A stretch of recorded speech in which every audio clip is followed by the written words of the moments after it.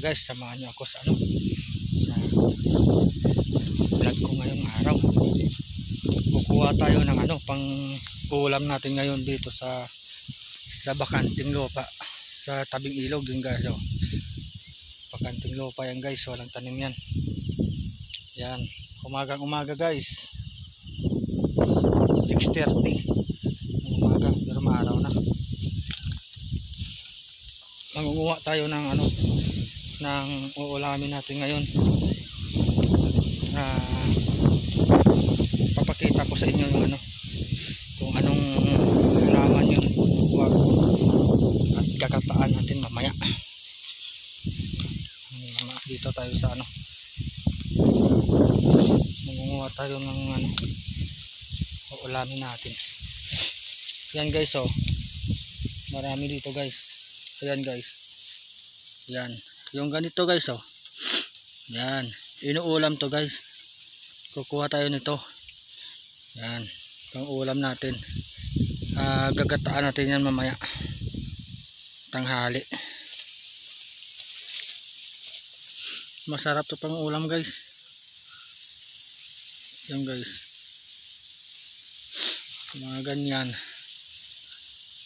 pang ulam natin mamaya sa tanghali.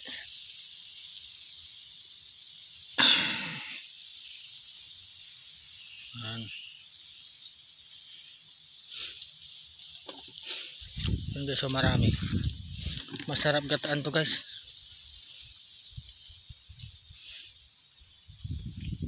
Tapos haluan mo lang to ng tawag doon yung mga tuyo habang niluluto mo sa gata. Yan, alam ko walang nito, walang nakakaalam nito sa mga hindi pa nito nakasubok na magluto. Ang kukunin lang natin guys yung magandang dahon, yung ganito maganda, hindi siya para hindi na natin pipilian mamaya. Makikita mo lang to sa sa gilid ng ilog, sa mga bakante-bakante dyan. Wala naman trabaho ngayon, kaya dito tayo ngayon, maghanap tayo ng ulamin para wala tayong gagastusin. Kasi kung hindi tayo gagawa ng paraan, gagastos pa tayo. Dito wala na tayong gagastusin dito.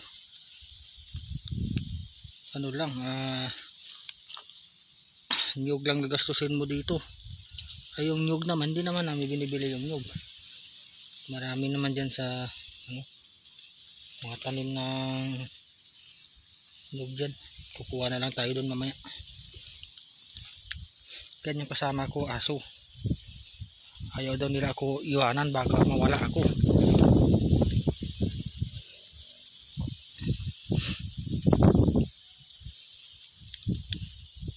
Pag dito sa probinsya, pag talagang masipag ka maghanap ng araw-araw, hindi ka talaga magagastusan. Hindi ka magagastusan sa ang isipin mo na lang dito, pag wala ka ng bigas lang yung isipin mo dito. Yung ulam di mo isipin dito, kasi pag may gulay madali lang yan. Pag may gulay dito sa tabing-tabing ilog ay solve na yung isang araw mo. Kasi ito, pag niluto namin to, abot na to ng gabi. Kaya hindi na kami magluluto ulit ng ng gabihan. Luluto man kami, pero hindi na yung marami. Mga na lang, tuyo, mga tuyo, ganun. ano lang meron dyan, yan, nilutuin.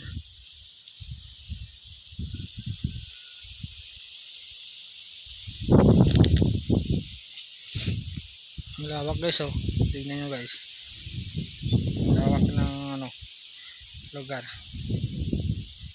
Yan. Yan yung lugar ni ano, ni Pinoy. Malawak na malawak. Malawak siya pero hindi naman sa atin.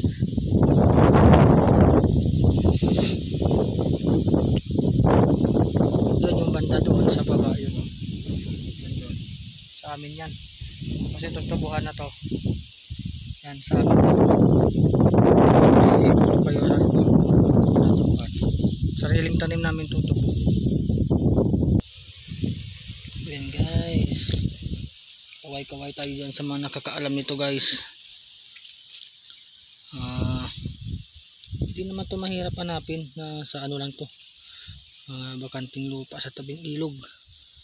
Pag ginataan mo to guys, masarap to. Malinamnam.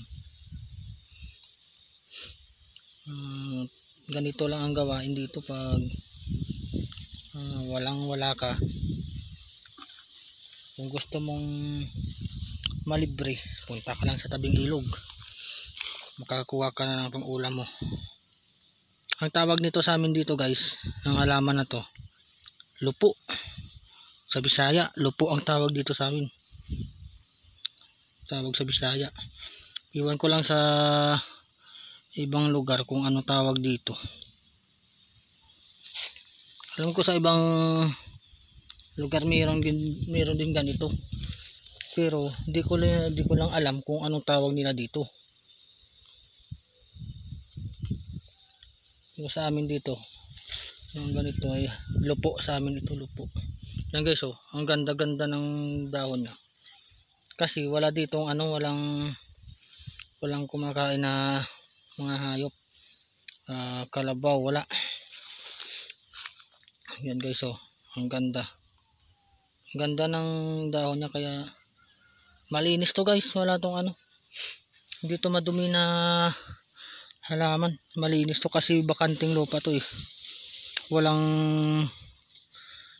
nakatira sa paligid, walang mga bahay na malapit. Ilog siya. Pero pag ayan guys, oh, marami na guys, oh. Pero pag binaha to, mawawala na naman to. Tapos pag ilang linggo na naman, tutubo na naman to. Tutubo na naman siya, bagong ano na naman siya, yung bagong tubo na naman. Mas ano, mataba. Ito binahaan na to eh, kaso tumubo siya ulit, kaya tignan nyo mataba. Mataba yung dahon. Kaya masarap sa gulayin pag ganito. Kasi mataba. Kasing taba ng nangunguha.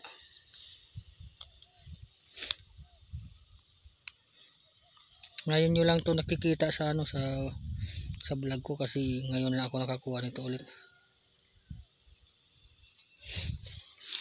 Tignan nyo guys, oh, mataba guys, oh. Sarap ng dahon niya. Kaya masarap to kainin guys. Paglalagyan mo to ng gata na 2 piraso, ay malinamnam masyado. Madamo kasi dito guys, oh. Ano, yung mga aso. Yan. Ito po yung aso ko. Hindi naman ako mawawala dito kasi may mga kasama akong aso. Hindi ako iniiwan ng mga aso ko.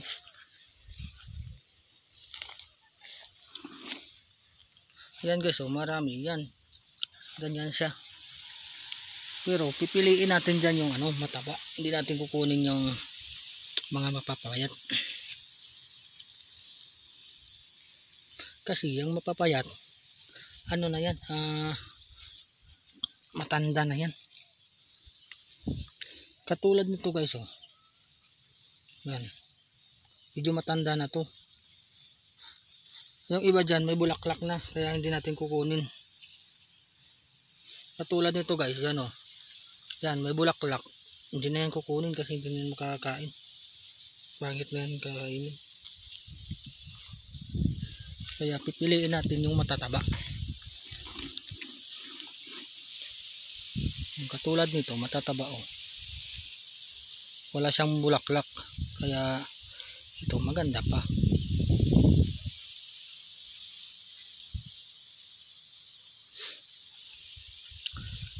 Yan. Minsan nangunguha ako dito. Binibinta ko. Maraming bumibili nito. Sa palengke namin dito. Maraming bumibili nito. Kasi gusto din to ng mga tao bilhin. Masarap kasi to ilagay mo, halo mo siya sa mga isda. Halo mo sa isda. Mga bangus. Kahit ano isda, kaya basta may sabaw. Ihalo mo to, masarap. Manamis-namis yung nito, sabaw. Kaya sa lahat ng Bisaya dyan, kung sino nakaka-relate nito, ito na, sinishare ko lang. I-share ko sa inyo yung mga pagkain probinsya na hindi pa na titikman ng ibang natin dyan, kaibigan.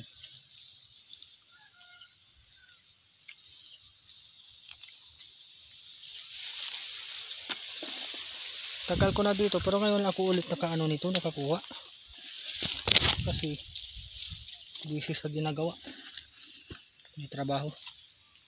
Marami yan.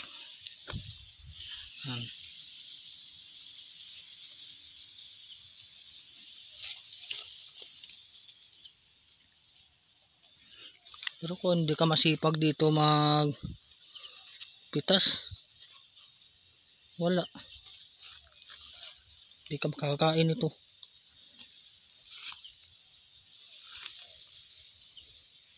Dito lagyan mo lang ito ng oras ng mga ilang, kahit isang oras lang, dami-dami mo makuha.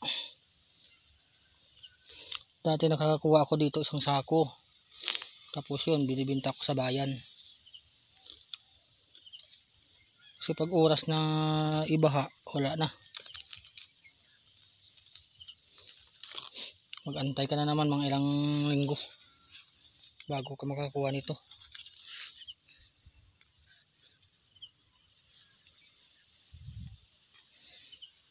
Sarap no, hindi ko pa nga naluto, masarap na.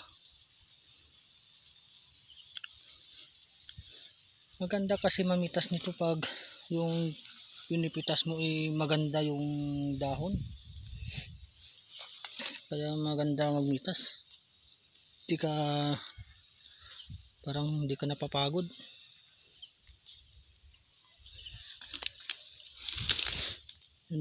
Magandang dahon yan.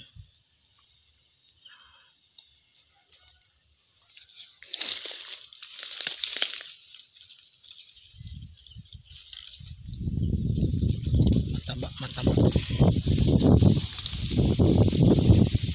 Ayan guys, marami na guys. Diyan tamihan na natin kasi para may pagbibigyan pa tayo guys.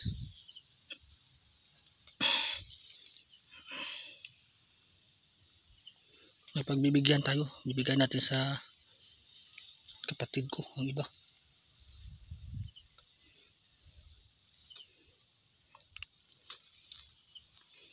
Ihatid ko mamaya sa bayan kasi gusto daw niya, tapos kukuha pa ako mamaya ng kangkong.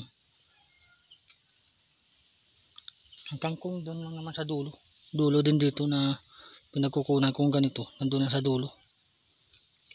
Dami doon. Yun, tumubo lang din yun pa sa dahil sa baha. Dinala ng baha.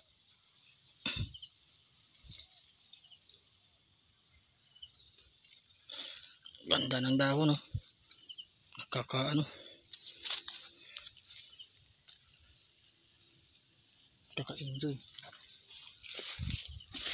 hindi mamitas pag maganda ang dahon.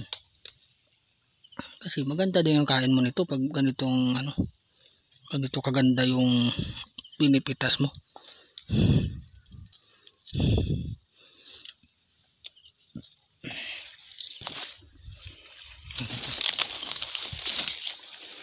Hindi tayo pupunta doon sa ano, kabila kasi ano, madamo. Mamaya ikagat tayo ng ahas dyan, may ahas dyan.